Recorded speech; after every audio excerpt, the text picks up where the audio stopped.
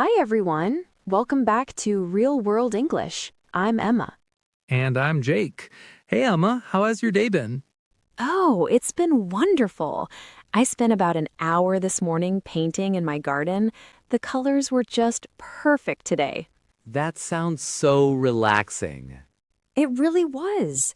What about you? How was your morning? Pretty good. I started my day with some guitar practice. I'm working on a new song and it's challenging but really fun. Oh, nice. You know what, Emma? We're both talking about things we love to do in our free time. Exactly. We're talking about our hobbies. And that's perfect because today's episode is all about how to talk about your hobbies in English. This is such an important topic.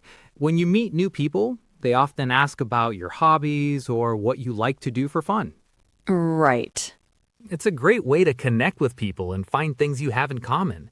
Plus, talking about something you enjoy makes conversations feel more natural. Absolutely. Before we continue, we want to ask our wonderful listeners for a small favor.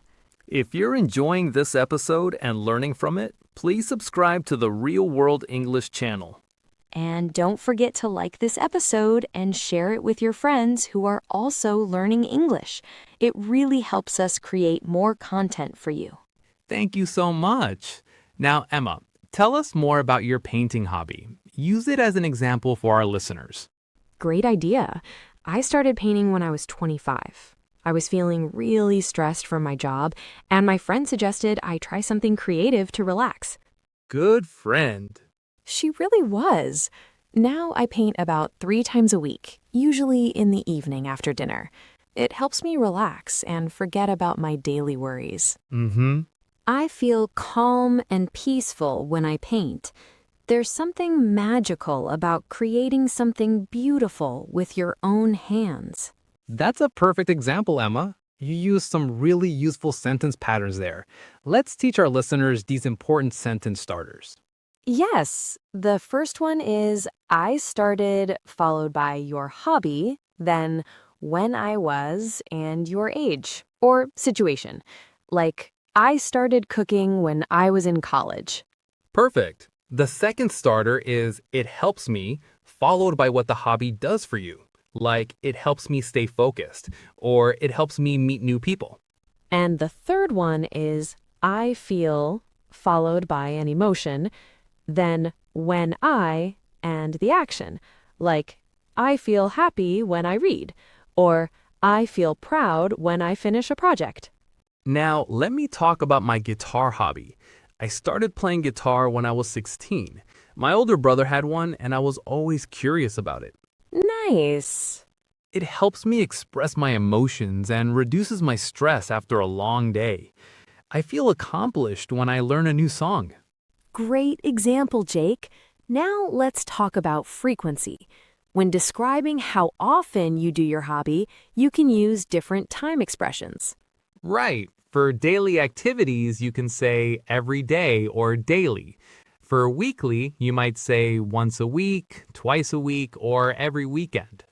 For monthly activities, you can say once a month or monthly.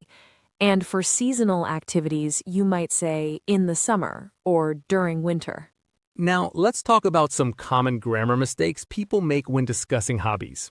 Good idea. A common mistake is saying I like to swimming instead of I like swimming or I like to swim. Remember, after like, use the verb plus ing or to plus the base verb. Another mistake is saying I go to gym instead of I go to the gym. Don't forget the article the before gym. Now, let's do a quick role play to show how this conversation might happen in real life. Emma, imagine we just met at a coffee shop. Sounds great. Let's do it. So, what do you like to do in your free time? I really enjoy painting. I started when I was 25, and now I paint about 3 times a week. It helps me relax. What about you? That's awesome. I play guitar. I've been playing for about 10 years now. I feel really creative when I play. Do you paint at home? Usually in my garden when the weather is nice. The natural light is perfect. Do you play any specific type of music? Mostly folk and rock. I'm trying to learn some jazz, but it's challenging. See how natural that was? We asked follow-up questions and shared details about our hobbies. Now, here's a speaking practice challenge for our listeners. Right. We want you to practice talking about your hobby for 1 minute. Use the sentence starters we taught you. Include when you started, how often you do it, and how it makes you feel. Practice speaking out loud, even if you're alone. And remember, there's no such thing as a boring hobby. Some people think their hobbies aren't interesting enough to talk about. That's so true. But every hobby has value. Whether you like reading, walking, cooking, watching movies, or even organizing your closet, it's all interesting when you explain why you enjoy it. Exactly. The key is to share your passion. When you talk about something you love, people can feel your enthusiasm, and that's what makes the conversation engaging. Now, we want to hear from you. Please write about your favorite hobby in the comments section below this video. Try using those sentence starters we taught you. Tell us when you started, how often you do it, and how it makes you feel. We read every comment and love learning about your interests. It's also great practice for your English writing skills. Don't worry about making mistakes. That's how we learn. Thank you for listening to Real World English. Remember, practice makes progress, not perfection. See you in the next episode. Keep practicing and keep enjoying your hobbies. Bye, everyone!